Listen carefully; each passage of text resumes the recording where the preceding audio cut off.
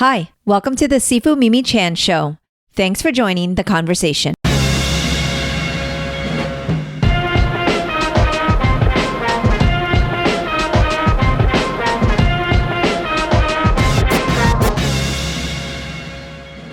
I had a lovely conversation with the award-winning South African actor and voice artist Langley Kirkwood.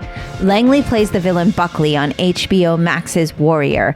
It's been surreal to speak with so many cast members from both Warrior and Banshee. Langley shares his love for Capetown, triathlons, and acting. As an admirer of his work, it was fascinating to hear about how his triathlon training complements his acting process. Langley has an extensive knowledge of World War II history, and we delved into a comparison of that era to the world we live in today. If you hear any interruptions, we did have a few dropped Zoom calls during the episode, so we appreciate your understanding. Since Langley is so kind and patient, we did get a good laugh about it, and you can watch our outtakes on YouTube. I hope you enjoy the conversation as much as I did. My favor, as usual, is to please continue to share this podcast with others. It would also mean so much if you would rate it and leave me feedback. If you would like to help keep this podcast going, you can become a patron of the show by visiting my website or patreon.com/SifuMimiChan. I would certainly appreciate it. For comments or suggestions, email me at sifumimichan@gmail.com or reach out on social media at sifumimichan.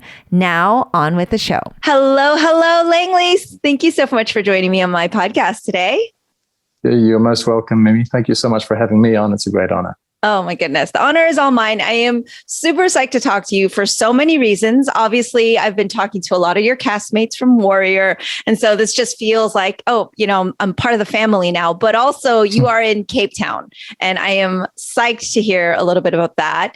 Obviously, there's been this pandemic going on the last year and a half or so. And so travel's been a little nil, but I've been kidding about showing up to Capetown and being on set since Brett Chan, not so wisely invited me to come out because I'm the type of person that just shows up. But I really would love to hear a little bit about, the lovely, town that is, and everyone has spoken so fondly of it that I've spoken to. So being that you are there now, just tell me a little bit about what it was like kind of growing up there. It's just definitely on one of my places to go.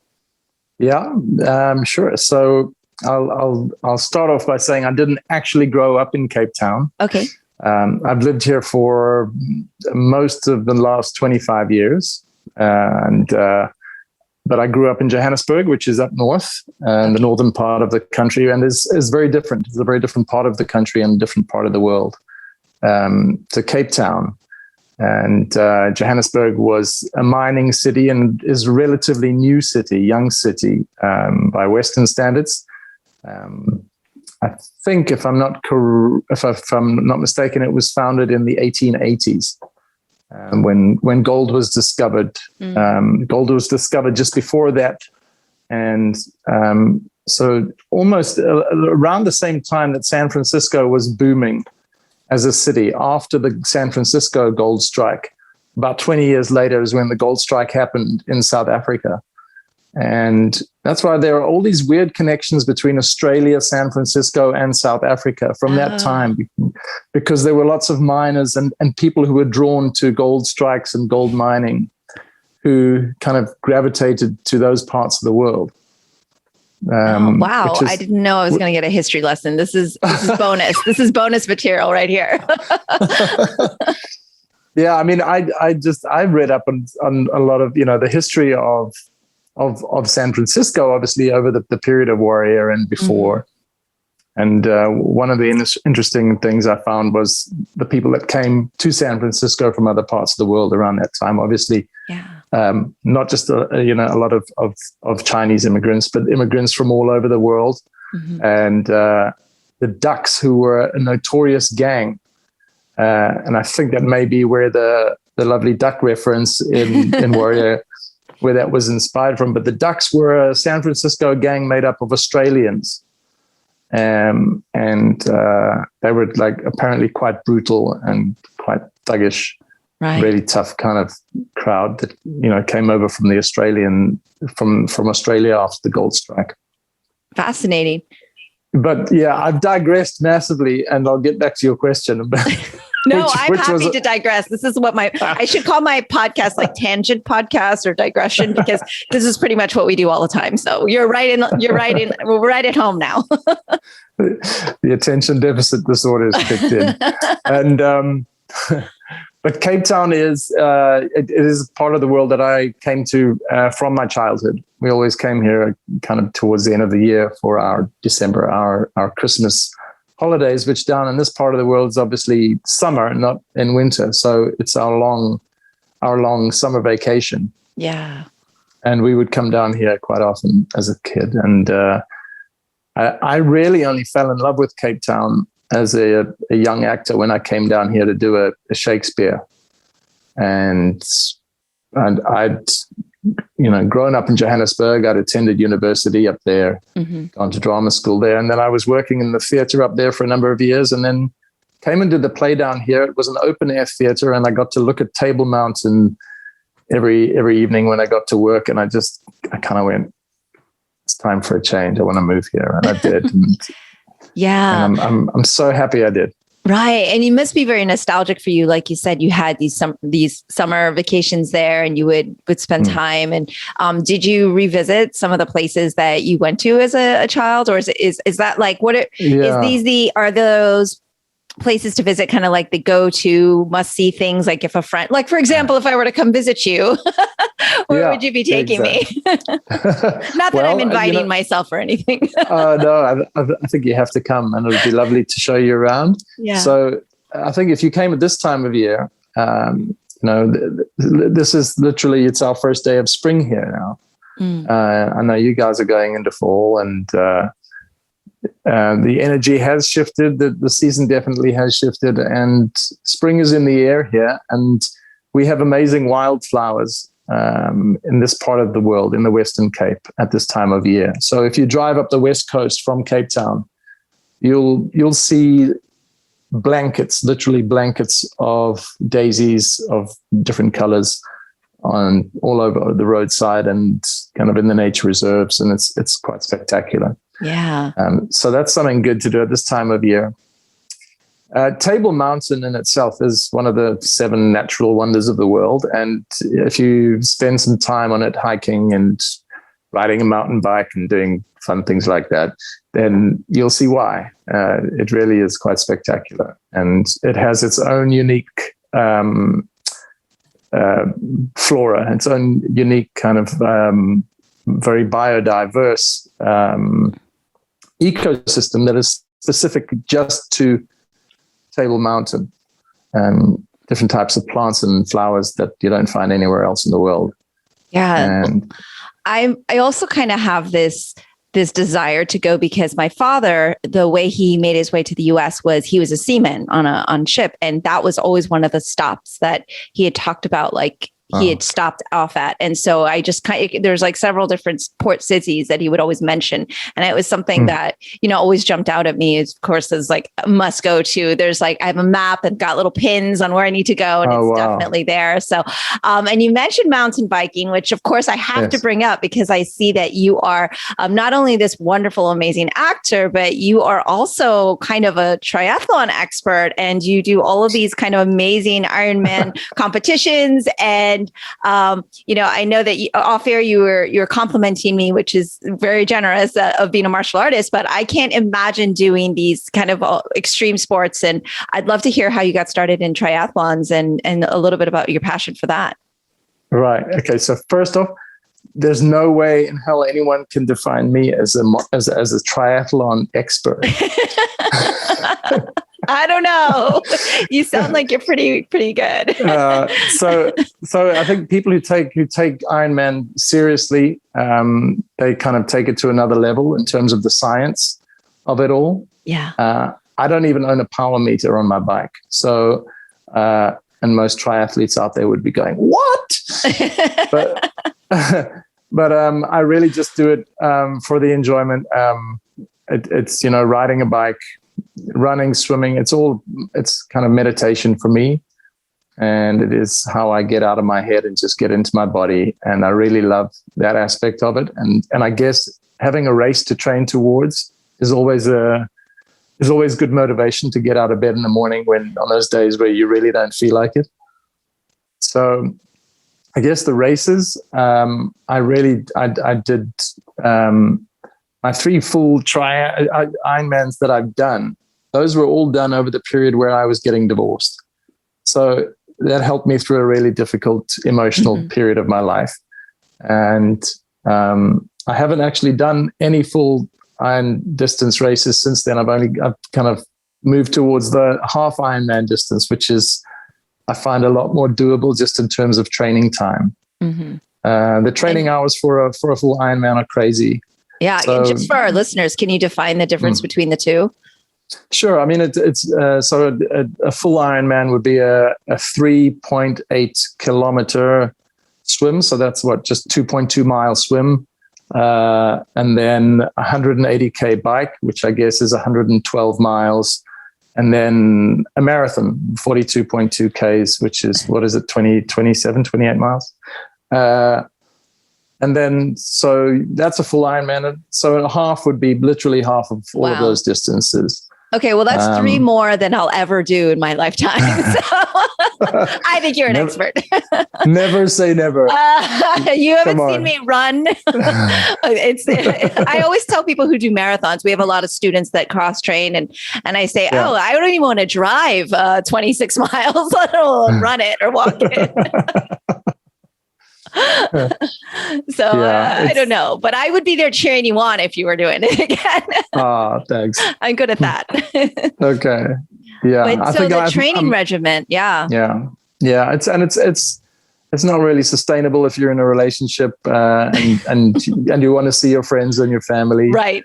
Or if you have a full-time job, it's hard. And I mean, I really take my hat off to the people out there who do or are able to do Ironman with 9 to 5 jobs, because they have to get up at like 3, 4 in the morning to get on their bikes and do their runs. As an actor, you have those days where you're not working, and there are quite a few of them. So you have the luxury of using that time to train. So yeah, I think the shorter races are where it's at mostly. I might do 1 or 2 full Iron distance races again in my life, but I think that'll be it. I think I'm going to stick to the shorter ones. Well, the shorter ones, you make it sound like they're quote unquote easy, and those sound also impossible for me as well. But can you just, as a martial artist, I'm super interested in the training regimen for it. So give me a rundown of, even for training for the half Ironman, like what it would be like for you to wake up. Like, is it an all day training thing? Do you do different activities, different days, or do you cycle through them? Well, I mean, the thing is, you've got to get used to your muscles performing while they're fatigued, obviously, because that's what the race is all about. So you'd generally, personally, I would, and I did have a coach, and he was an ex-Ironman champion by the name of Reinhard Tissink, and he'd consistently finished in the kind of top 10 at the World Champs in Kona on a regular basis. So he was one of the best of his era. And I would train generally twice a day, with the exception of a Monday, which would be the rest day, which the rest day would essentially be you'd go to the gym, do some core work, and do a nice, easy swim. And but every other day, you would either be biking and swimming, or running and biking, or running and swimming on any given day. And then it would be best for your fitness just to break those up, do 1 session in the morning, 1 session in the afternoon. And then on the weekends, that would be generally just because of time. One generally had more time, or has more time on the weekends. That's when you do your brick sessions. Your brick sessions would be, where you would do your 180K bike, and then you'd run off the bike. So you'd literally get off the bike, put on your running shoes, and you wouldn't necessarily have to run far. It would just to get your muscles used to running while they were seriously fatigued. So, and getting used to getting off the bike after 6 hours and running, because you need to be used to that feeling when you do the race, because you honestly feel your legs feel like lead for the first, or can feel like lead for the first few Ks, and you've just got to So you practice that so that when the race comes and your legs do feel like lead, you can say to yourself, well, it's okay because I know this is going to change in 3 or 4 kilometers time. And it does.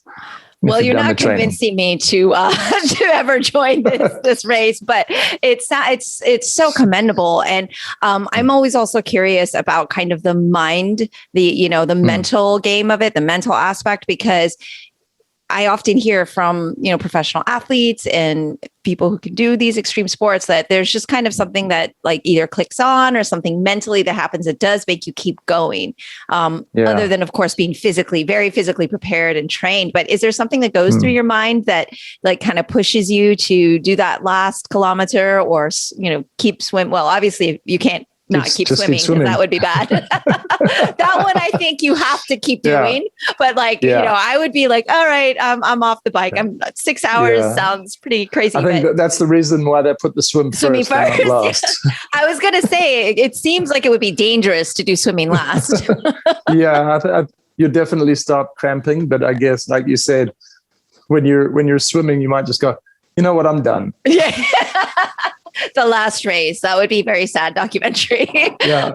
You can walk off when you're running, but you can't just move to the side when you're in the ocean. No. 2 K's out. Oh my gosh. And I have this, so tell me about the swimming part. Well, I didn't let you answer the question about the mental game. So does something happen for you mentally that allows you to push past that point of, where you just can't keep going anymore? I think it's different for different people. And I think people get into all sorts of sports for different reasons. And I think some people do have the ability to kind of check out mentally.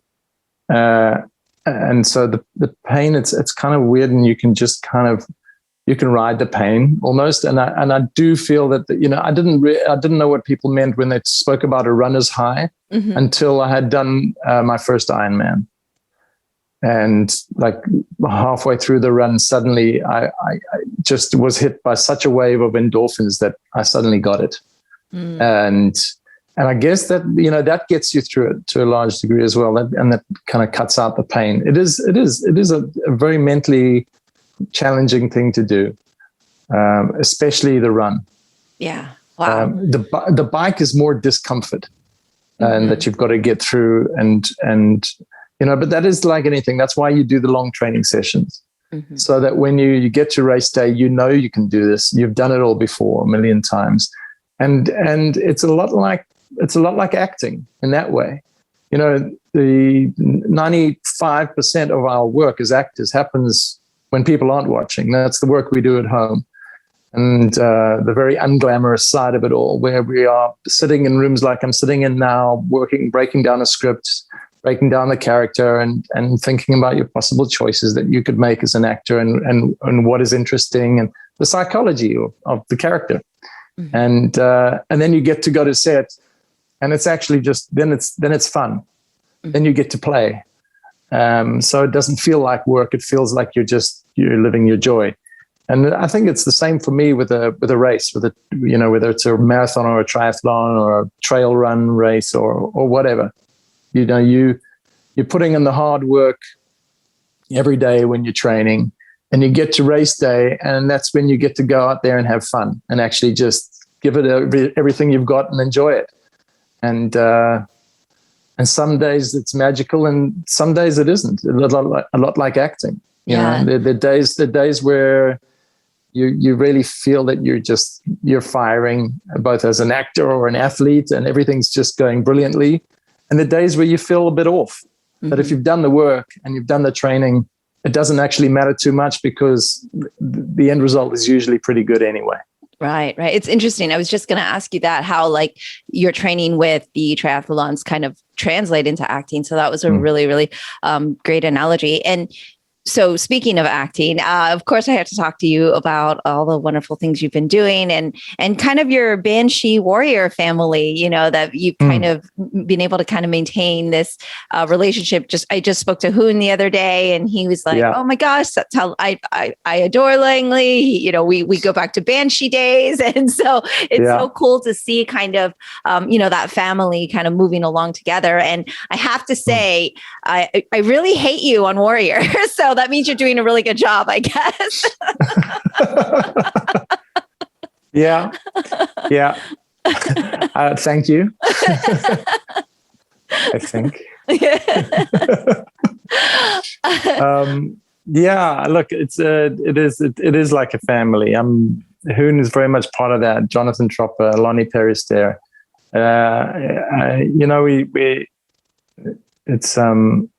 Banshee was a special part of my life, obviously, because it was the first time I got to go out to the States and work on a show there. And the whole Banshee cast was really good to me as the kind of, even though there were a lot of international actors on the show who weren't from the States, it was season 3 that I went in as a regular, and that was my, my one season there. And they all welcomed me and kind of showed me the ropes and made me feel at home in Charlotte, North Carolina very quickly. Yeah. And I guess I wouldn't, if it hadn't been for that show, I wouldn't have made the friendships and relationships that I made. And I certainly wouldn't have got a call from Jonathan Tropper to read for Buckley and Warrior. So, very grateful for that time in my life and very grateful for the friendships that were made. And I'm still really good friends with most of the guys on the show and in touch regularly, which is cool. Yeah. And, one of the things I enjoy about your character, though, even though I just told you I hated your character, Walter Buckley, but it's nice when the writers do such a great job of painting the villain, quote unquote, as so multidimensional. Because as we get to see in the later seasons, your flashback episode, like there's a reason, there's so much more going on with the character. When you first read for the character and kind of earlier on, did you already know like a lot of the backstory, or did that kind of develop as the story went on? Yeah, I didn't know much. I knew some of where he was. I certainly didn't know about him, in terms of where he was actually from, which we find out right at the end of season 2 that we get an inkling of. There's something else going on here that we hadn't been aware of. Yeah, that was kind of revealed after we shot the pilot, which I just thought was great.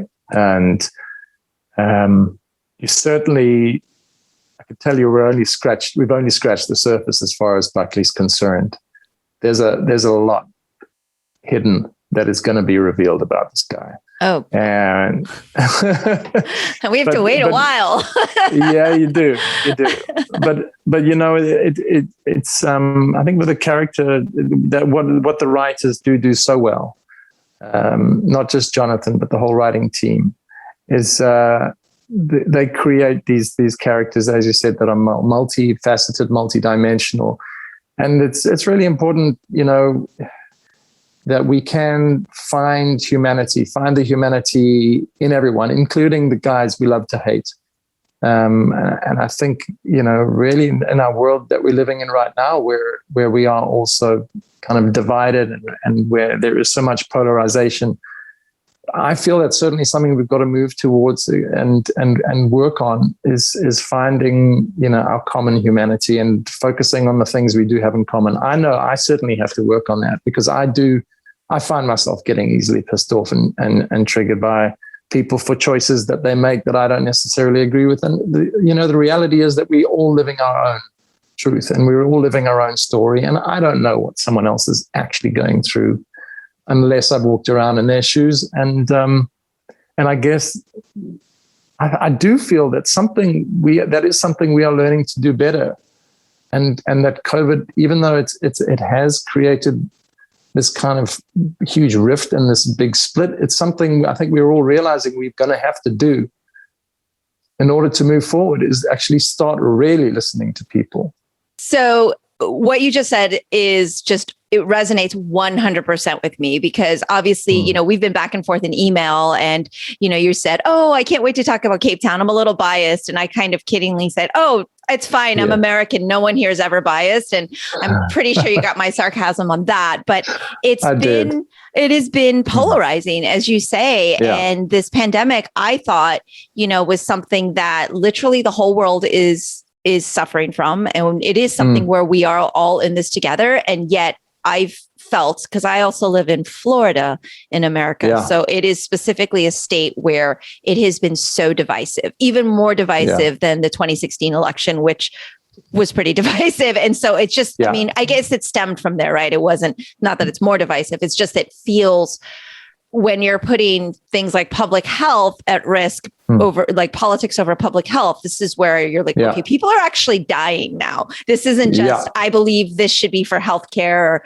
it's not politics. And, you know, this is like, to me, like moral, ethical compass stuff. So I love what you just said, because I wish that more people felt the way you did and thought the way you did. And like you said, wanted to listen and ask questions and then actually wait for the response. Because that is one of the biggest problems that we have here. And I don't mean to generalize the country, but you are sure watching our country as a reality show. Because I've had the pleasure of actually traveling the world. And right before the election, I was in New Zealand. Lovely, lovely people in New Zealand. And they were like, oh, your country's so interesting right now, you know, and it was just crazy. And I get the sense of, again, you know, they're like, oh, you're American? I thought you're Canadian. And I took that kind of as a compliment. And I'm proud to be American, don't get me wrong, but, you know, I got why, because it's so crazy. So, I mean, what is it like? What is the climate like there where you are? Because it's just literally across the world, and I have no idea, but because you mentioned even, you know, just now that it was polarizing. So have you had the same challenges as here? Yeah, very much so. I think I'm not sure what the percentage is today, but we are still less than 20% of our population is vaccinated. Okay. So we've got a ways to go.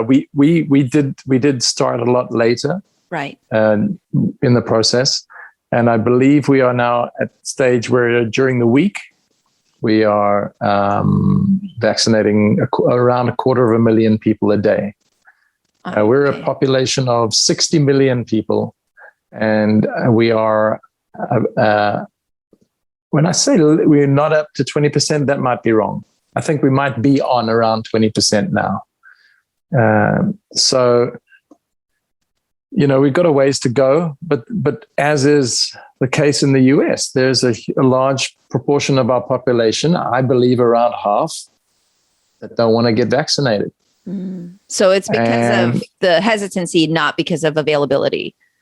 Yeah, I mean, and there is also, you know, it's been used as a political tool as well. You know, it's a government conspiracy, it's a Western conspiracy, it's you know, there are similar, and people have gone down. Don't think that QAnon is purely an American thing. People have gone down huge QAnon rabbit holes here. Really? So, I mean, that is the thing about social media and the internet is it's available all over the world. So, excuse me, you have people in South Africa going down the same conspiracy theories that you have in the States. And I say that obviously that's a personal belief that they're conspiracy theories. That is what I believe. And I mean, I think at this point in time when, you know, I believe we've got to put the greater good of humanity first. And yes, we may have fears and concerns about, you know, the vaccine and whether there are any long-term side effects. I think we actually have to just, you know, believe the scientists and the doctors and take a leap of faith here and do what is best for the collective. Yeah. And for so many reasons. I mean, I guess I don't know if I want to get drawn into a whole COVID debate here in this time that we have. But I really think it's something that I think the healthcare workers also need us to to take the added pressure off just by getting vaccinated. And also, that'll save other people's lives as well who don't have COVID, who need the care and can't get it because the beds are full with COVID patients who largely are unvaccinated. Yeah, no, I commend you actually for being outspoken. And it's actually something Hoon and I were talking about because, of course, he's been posting so many things about vaccines and masking. We talked a lot about science, and I'm with you. I definitely believe that us having nanobots from vaccines or conspiracy theories, and I don't think it's our opinion. I think we're actually following science, which is fact-based and scientifically proven. So, and again, like you said, it's not like we're here to just kind of discuss that, but I appreciate that worldview because I think a lot of people here, we're just so inundated with what's happening in our circle, right? And what's happening in our country. And we just have no idea in other places that, the same struggle is real there, right? It's the same issues and the frustration and how to talk to these people. And like you said, I think it's less about talking and more about listening and then being able to kind of try to find a way to connect and know that this is for the greater good. Right. And, like I said, I'm in Florida, so it's like enough said, like there's just so much going on that is just frustrating, but I do appreciate you, sharing that and kind of talking about it. Cause it's been very jarring, and I know one of the things that Warrior has brought about, especially for the Asian community here in the States, is just so much pride for, Asian representation and being a show that has kind of, broken down a lot of stereotypes. And of course, with the pandemic and, what I believe is a direct result of the former president saying a lot of things that were, just inciting a lot of the hate that was happening with the anti-Asian hate crimes. I feel a show like Warrior actually was so positive, and it was just like great timing to have something like that and to get picked up. And I just want you to know, like, you're just really a part of a project also that's been so meaningful to Asian communities around the world. And, particularly here during this crazy, crazy time. Yeah.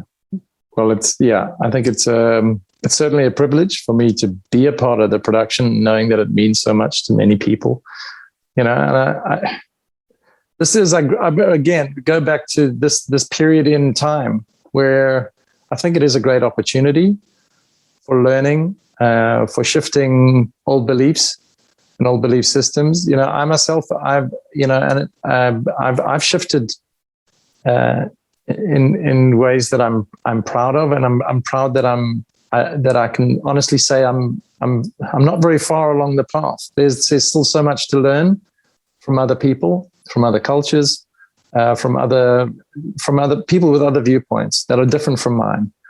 And I, not that long ago, was one of the people who was shouting at other people on Twitter, telling them to shut up and fuck off and just be quiet. You're stupid. You're a moron. It's not going to get us anywhere. Ultimately, right. We're not going to be able to connect with other people by carrying on in the same way that we've been carrying on for thousands of years. Something's got to shift. We've got to try something different because the way we've been living isn't working.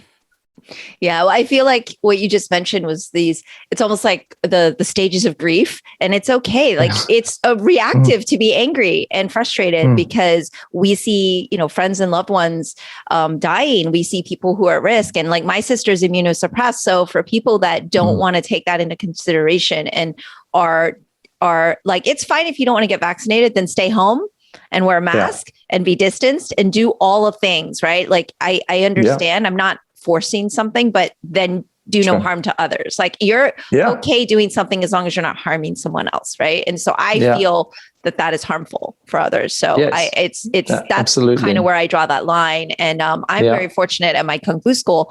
I'm able to set all the rules. So basically at the school, I tell my students, look, I'm conducting class as if my sister was in the middle of the room. And that's how safe I want this environment to be. And these are the rules, and that's it. But that's just in my little bubble, right? And so, and it's really nice because that is something that you kind of said earlier, which is just kind of finding something that we can all kind of, connect with. Like everybody at my school wants to do Kung Fu or Tai Chi, and that's why they're there. And they have different views, for sure. But because they have a common, desire and respect for something, they kind of follow, the rules. And I think like if that could just kind of be, multiplied out, it would be nice. But it just feels we're so far from that. And I do love talking to you about this though. And I appreciate you like kind of going to go back and forth. Yeah, it certainly would help if our elected leaders chose to, believe the scientists and, echo what the scientists are saying rather than not. Let's leave it at that. Yeah, I'm with you. I feel your frustration. And I do want to add that, I've seen Hoon with some of the interactions that Hoon has with a lot of these people. And I mean, I would have given up, where he stays engaged with a lot of people and has, such an incredible engagement where he really truly listens and hears the other person's perspective. And he can go on for hours like that, and all in the pursuit of trying to shift someone's perspective. And I don't know how he finds the patience. And God knows he's a greater man than I am or could ever be, because I'm with you. I would be like, okay, I'm done. Yes. Bye-bye. It was nice chatting to you. I disengage. I'm with you. I disengage. So we actually had quite a lengthy discussion on it too. So I'm excited that these two conversations are going to go pretty close together. I think if I had to choose anyone I know to be the leader of the free world, I think I would choose Hoon Lee. Oh, I love that. I was thinking about that. I got off the phone with him the other night, and it's like, he's probably the brightest, most patient, most kind person with the possibly the strongest sense of a moral compass. Out of everyone I know, he's the kind of the rounded package. Okay. And of course he'll hate to hear this, and he'll probably cringe and he'll be mortified by it. But I honestly think it's true. He's one of those people. He's one of those really truly golden people who I think has, and he works. He puts in the work at trying to become an evolved human. And he seems to have done a much better job of it than most of us can hope to. Wait, we're all a work in progress, so that's okay as long as we're progressing and not regressing. Yeah, no. I think and we shouldn't be. I shouldn't be comparing, myself to anyone. Well, I get your sentiment, because I spent a lovely time talking to him, and it was a very intense conversation. And luckily, we ended with comics. We kind of ended on a nice light note. But I was like, awesome. Wow, this conversation was intense, and I get that. I get why actually you would say that. So the title of this episode would be like, Langley Kirkwood votes for Hoon Lee. Yes. Homage to Hoon Lee. Oh my God, I have to text him after this conversation and be like, were your ears ringing? Oh, okay. Back to acting. Yes. But one of the things I always find fascinating when I'm watching a film or TV show is, my husband and I are super engaged, we're watching TV, and then we see an interview, or we see an after the episode, and we always hear the accents, and it just it's amazing to me. And I looked up your resume, and you had all these different accents that you were able to do. And I'm sure you studied and everything, but I always find that really, really fascinating, especially because even the English accent, there's so many different variations of it, and they're very, very specific. And can you talk to me a little bit about the practice, because that's a skill in itself. Yeah. So I do think, I watched a lot of movies as a kid, and I watched a lot of movies from all over the world, and some of them were, English, and some of them weren't. So I suppose that, coupled with being trained at a drama school where we did a lot of theater, and we had the opportunity to really fuck things up badly as many times as we possibly could until we got things right. With a I suppose constructively critical audience in our peers. That environment certainly does help with accents. And most of the films I watched were, British films or American films. So And similarly, a lot of the television that I watched growing up. So I had an ear, I suppose, for those accents, and because they're just so widely spoken. Also fortunate enough to have family. I was actually born in the UK, but I even though I consider myself very patriotically South African, I've spent a lot of time there over the years. In fact, I lived in London for a time, and I've got family in the north of England. And I lived in the States as well. I lived in New York for a while. I spent some time in Miami, a few months, but also, spending time in North Carolina. And I also spent some time in Atlanta, and then spending a few years living in LA. I guess that helps as well. It helps knowing and learning the psychology of people, I suppose, or the getting inside their heads, getting inside the culture a little bit. And I do find that helps immensely with accents, having an understanding of the people, having a feel for them, having sat down with people from those, communities, perhaps. That certainly helped me with accents. And then there is a great website for any actors listening who have an interest in doing accent work that don't know about it. Yeah. And it is the International Dialect of English Archives. The word idea, if you just Google idea accents or whatever, do a search with that, but idea, they have amazing resources in terms of the accents that they have. You can find just about every accent spoken in the English language on that website, and there's a section of prose that is about 2 or 3 minutes long, and everyone who gives of their time to the archive basically reads the same bit of prose. And then they speak about themselves for a few minutes as well. And it's fascinating I often will just get lost in the website for hours and for days, just listening to the different accents. But it is really, very, very helpful. Yeah, I'm definitely going to check it out. Next time we talk, I'm going to try to have a different accent. Oh, awesome. I look forward to it. I was loving that with Jason as well when I spoke to Jason, because he has this just like lovely, lovely, like meld of an accent, and you never know which one you're going to get. And he told me the same thing on set.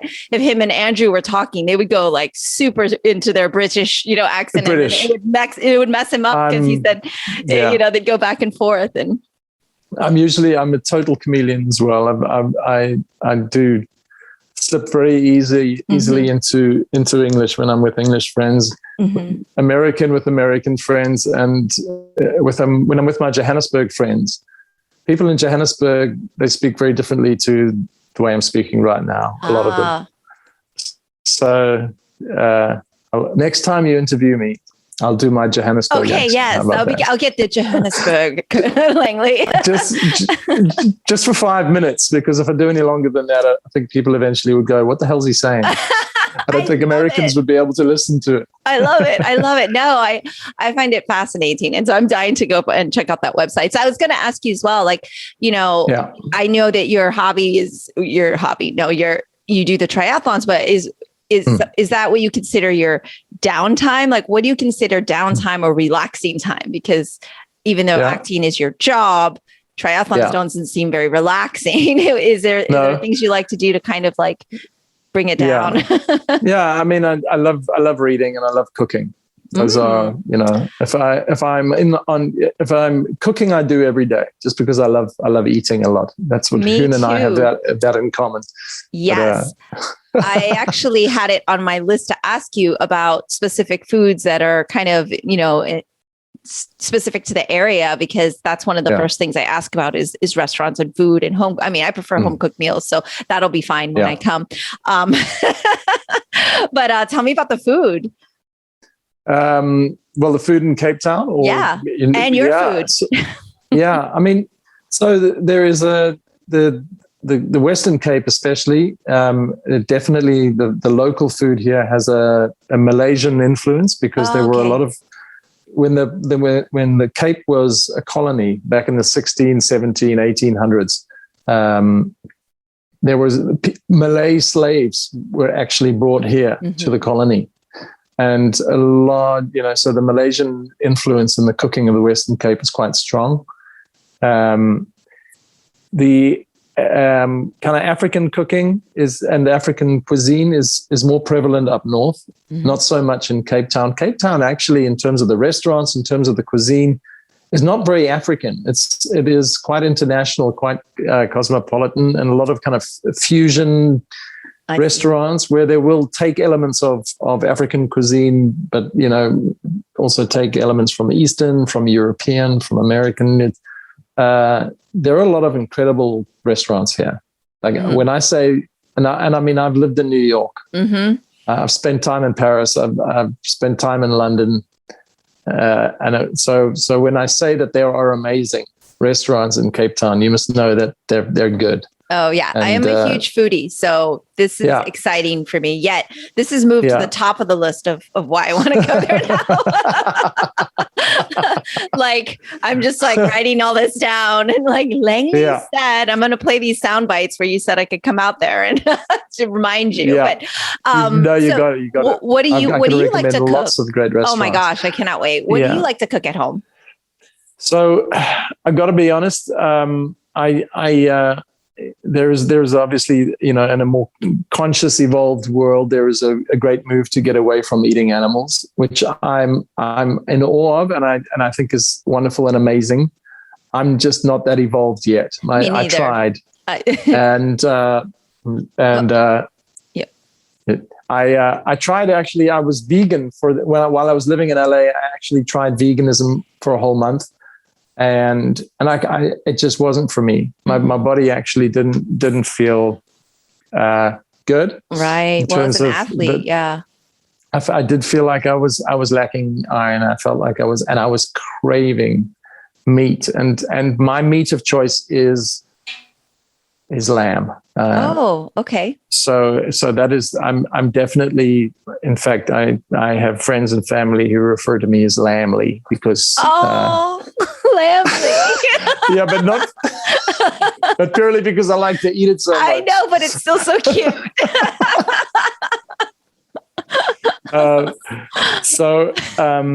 But obviously, look, I don't, my red meat intake is not nearly as high as it used to be. So I do enjoy cooking lamb. I enjoy cooking curries. I even though I grew up in Johannesburg, I spent a lot of time in Durban, which is on the east coast of South Africa. And there's a large Indian community there. So when I was younger, I did eat a lot of curries. And so that's something that I really enjoy. And I suppose the one downside to speaking to you on my phone as I am is that I'm getting. It's all good. I'm getting phone calls. That was my mother trying to call me. I'll call her when we're done. She'll probably try another 5 times. To get me back. This is great. Like I said, our episode is very special. This is fantastic. It's very organic. It's a very natural conversation. Earlier, you had mentioned that you like to watch a lot of, American films, British films as a child. What were some of those films that you enjoyed? So, again, I had a friend who lived down the road, and in the late 70s, that's really dating me now, and early 80s, growing up, he was one of the few friends that we had who had a Betamax VCR. This was just before VHS took over, and JVC kind of plugged the VHS marketing like they did. But his family had about 10 movies on Betamax, and one of them was The Good, the Bad, and the Ugly.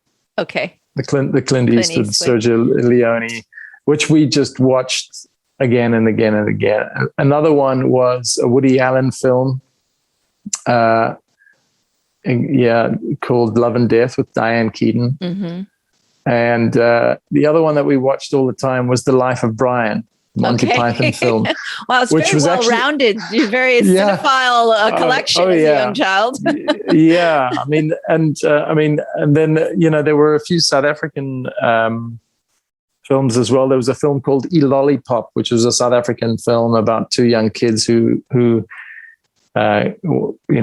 basically they grow up. One kid is black, one kid is white. They're growing up in apartheid South Africa, and they're growing up and struggling with, I suppose, the shit and the baggage that their parents are starting to dump on them about, why they can't be friends, and they're not quite getting it.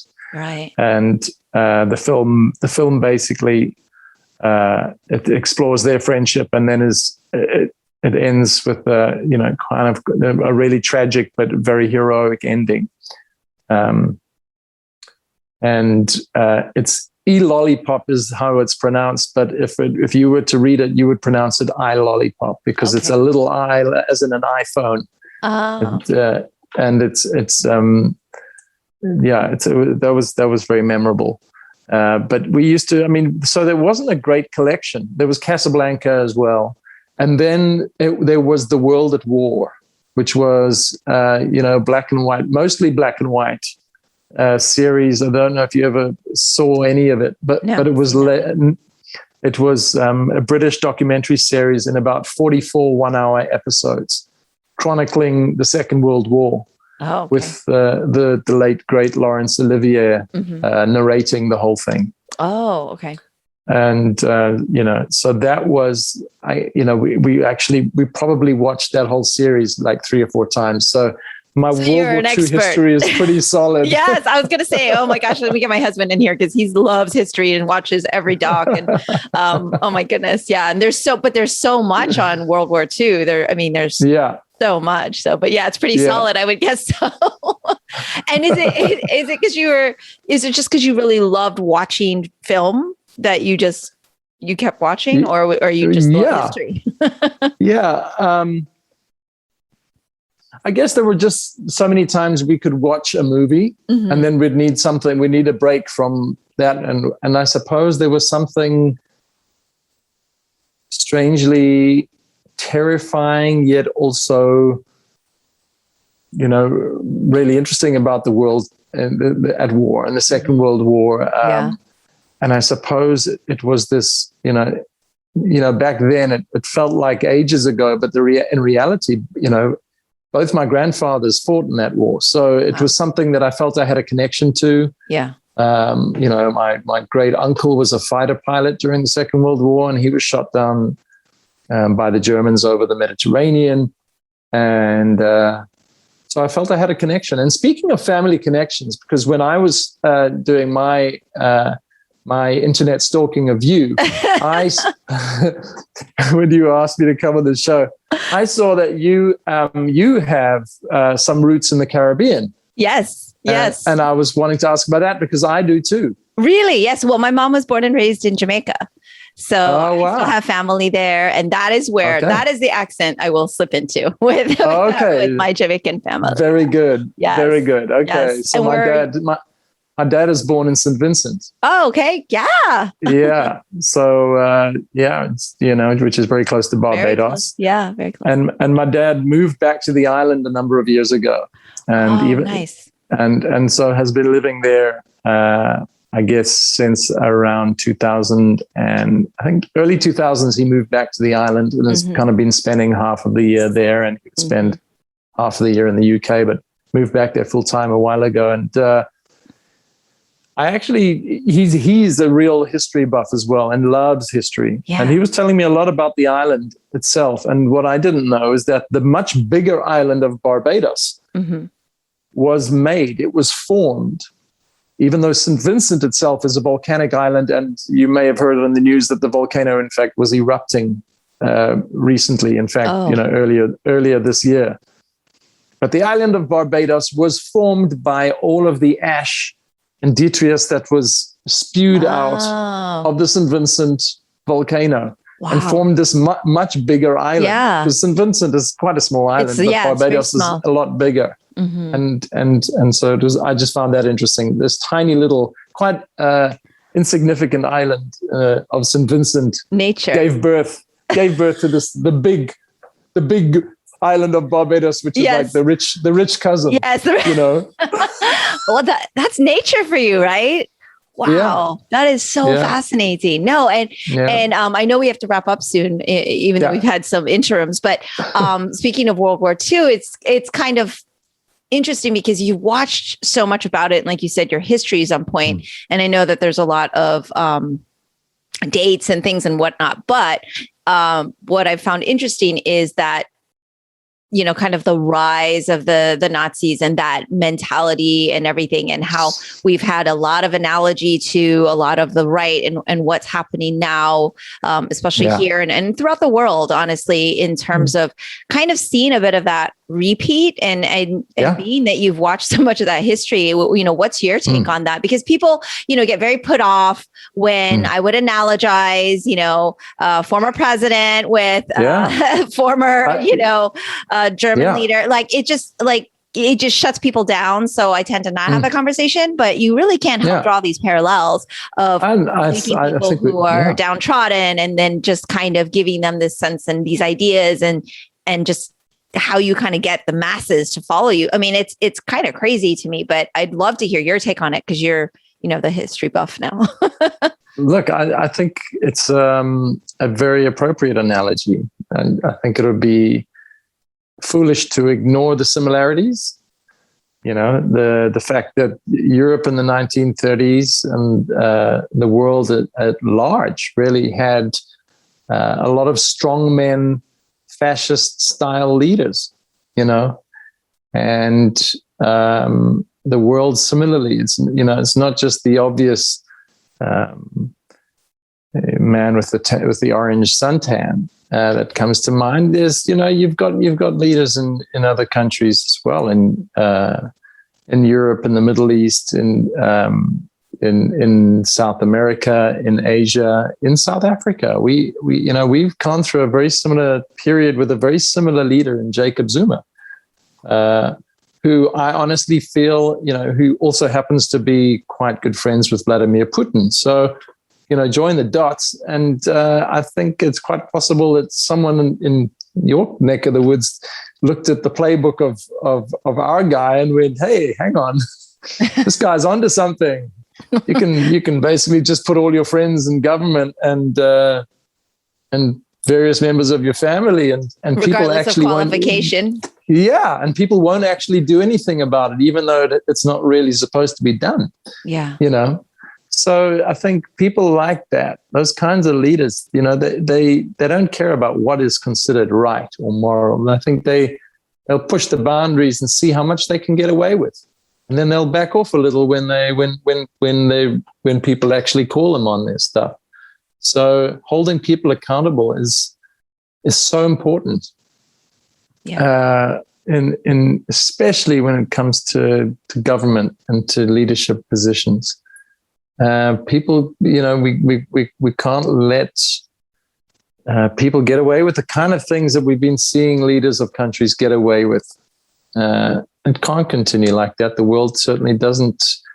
It's a fragile place right now on a, you know, in the tipping point of what it can actually sustain. And if these kinds of people carry on just pillaging, I think it's not looking good. It won't be looking good for us. Yeah. So two important things there is to learn from history, and which is why history is so important. And the second is to vote for Hoon Lee.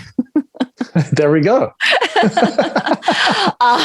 For fear of the Hoon Lee political party. Hoon Lee political party, yes. Wow, I don't think he realized he was going to be such a big part of this conversation. But Langley, I really hope that you come back on and talk to me, because there's so many other things that I wanted to ask you. And in fear of Zoom shutting me down again today, and for us having to do a take 3, and you've already been so generous with your time. So I hope you'll. I would love to. I'd love to come back on. And in fact, something I started this week, which I've been meaning to since I was a kid, and that is to get into martial arts. Oh, in a real way that is meaningful, and I've undertaken that this past week. So I want to hear about this. Well, let's save that. We'll save that for the next show. When the before and the after, like you're as you study. Oh my goodness! I'm currently beginning a 3-month probationary kind of phase at the school I'm at. Okay. If you don't mind me asking what style you're doing? Yeah, so I mean, I'm looking at Tai Chi, and I'm looking at Mantis style Kung Fu and Wing Chun. So yeah, you're speaking my language. I mean, I do Tai Chi and Mantis Kung Fu. Well, there we go. So this is very exciting. So I've started studying under a really special guy, a master by the name of Sifu Wayne Pinto. Okay, here in Capetown, and I'm looking forward to seeing where that journey takes me. So. Let's save that for. We're going to save this. Yes. Our next conversation. That means we have to talk again now. All right. Well, Langley, thank you so much. This has been such a pleasure, and I hope you have a great day. Sifu Mimi, it's been an honor. That's all for today's episode. Thanks for listening to the Sifu Mimi Chan Show. Please subscribe and rate my podcast on your platform of choice and leave a review. You can become a patron of the show at patreon.com/SifuMimiChan to help keep this podcast going. Follow me and interact on social media at Sifu Mimi Chan on Instagram, Twitter, or Facebook.